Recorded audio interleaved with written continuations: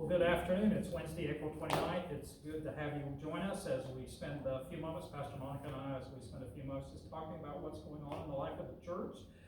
This Sunday is the first Sunday in May, so it's Sunday to celebrate Holy Communion. The lectionary text is John 10, 1 through 10.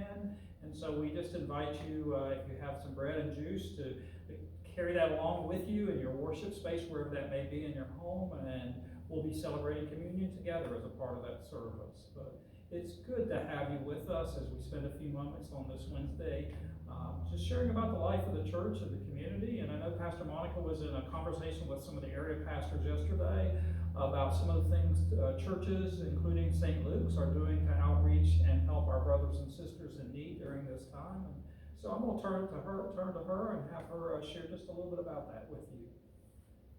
Yes, there's a lot going on in our community. There's a lot of needs still, as you can imagine. First, Hickory Soup Kitchen is doing a fantastic job. They're feeding over 300 up to 400 people a day, making meals. They're boxing them up, and their workers are on the front line just handing them out in their parking lot. And so our responsibility as the churches, we have provided food, we've provided hands to help, but they still need some help.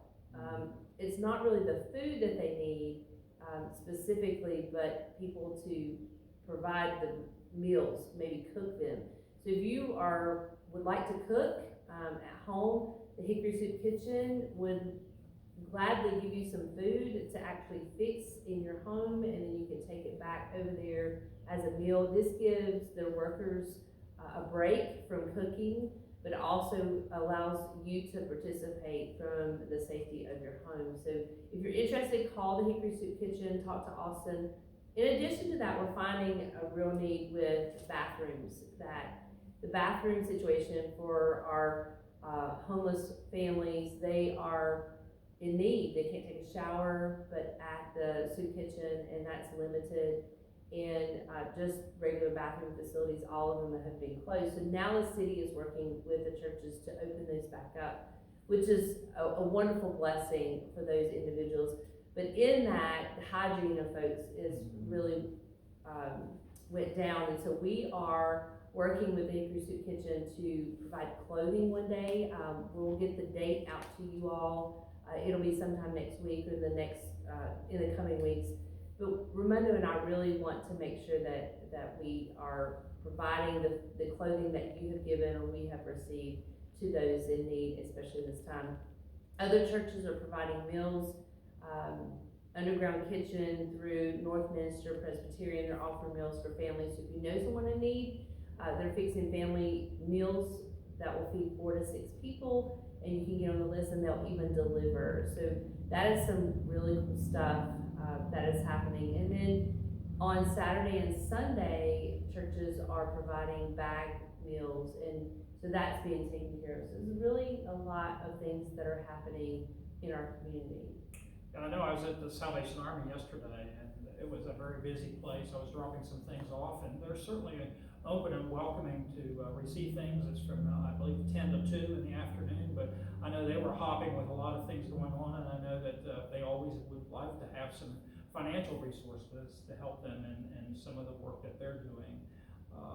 We here at St. Luke's, we're very blessed with the Christian Aid Fund, and if you know of someone in the community who has lost their job and they're needing assistance, that's something. And I know the Greater Hickory Christian Ministries, they're doing a lot of wonderful work over there and continue to be very active, and we've supported through your giving and helping continue that ministry at this time. So we're just very blessed with the outreach of St. Luke's and many of the other area churches to care for our brothers and sisters in need during this time, as well as we know that this is not going to be something that's going to be a simple fix or a short fix. It's going to be something that we're going to be seeing, we're going to have to be helping with in the months and possibly the next year. Absolutely. As we go through this. So, I also think about it. I know Pastor Monica has a better pulse on it than I do, but with our high school seniors, they're not getting to graduate. They're graduating, but they're not getting to graduate like we did.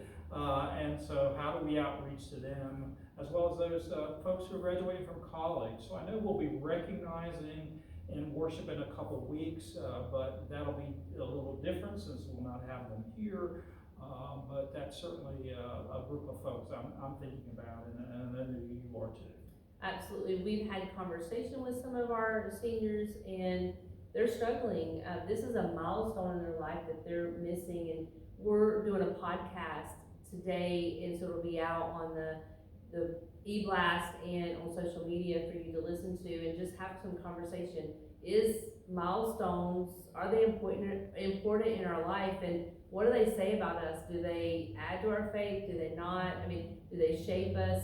And so that's some of the conversation that we're having with some of our students, and some of them are having to take college tours virtually, that they're not able to go on site. And I know for me, going on a place, you get a feeling or a sense of it, and they're not getting that. And so some of them feel like they're missing out, and it's hard for them to make a decision on which college to go to. And then the financial piece of it, not being able to sit in front of a financial advisor has been really difficult. So we have some church members and I are working with them and their parents to be able to help them discern and make decisions that will help them going forward. So really tough. Yeah. So we just want you to know that we are certainly trying to be involved and engaged in any way we can in the community. And if you know of any needs, let us know in the office. Email Pastor Monica or myself or Pastor Armando, and we'll certainly try to do what we can. But we just send out our love, our prayers, and especially those who are going through a tough time right now. We thank you for your time and wish you Godspeed.